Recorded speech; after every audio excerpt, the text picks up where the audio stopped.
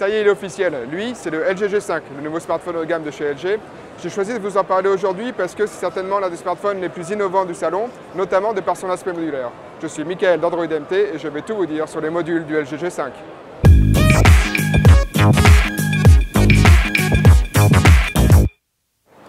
Ceux qui connaissent la gamme G de LG depuis, notamment le G2, vont remarquer qu'il y a des différences en termes de design. La première, c'est que, vous pouvez le voir, les boutons du volume ont été déportés sur le côté, donc ne sont plus à l'arrière. À l'arrière, on retrouve seulement le bouton On-Off, qui fait aussi office de capteur d'empreinte digitale, donc tout comme sur le Nexus 5X, qui est aussi construit par LG. L'autre principale nouveauté de ce LG G5, c'est son design unibody. Dans le jargon, ça veut dire qu'il est fait en une seule pièce. L'intérêt principal, c'est d'avoir de plus belles finitions sur l'appareil. Alors le principal défaut en revanche de ces téléphones dits unibody qu'on retrouve chez Sony et Samsung, c'est qu'on ne peut pas enlever la coque arrière. LG a remédié à ça avec ce qu'on appelle le Magic Slot, c'est-à-dire que le bas de l'appareil est monté sur des rails et donc en appuyant sur un bouton, vous pouvez sortir la batterie.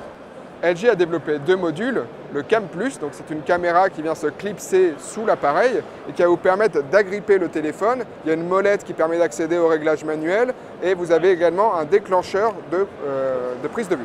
L'autre module, c'est le B&O, c'est un module audio qui va vous permettre d'avoir une meilleure qualité de son avec le LG quand vous branchez vos écouteurs.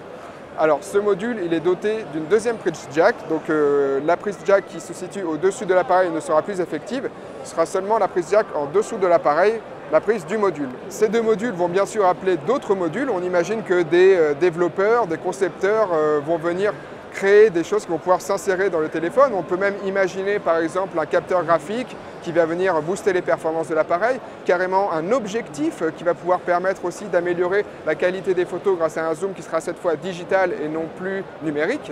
Ces deux modules et les futurs qui vont être développés par LG font partie d'un écosystème qui va être développé tout autour du LG G5. Ils sont appelés les Friends.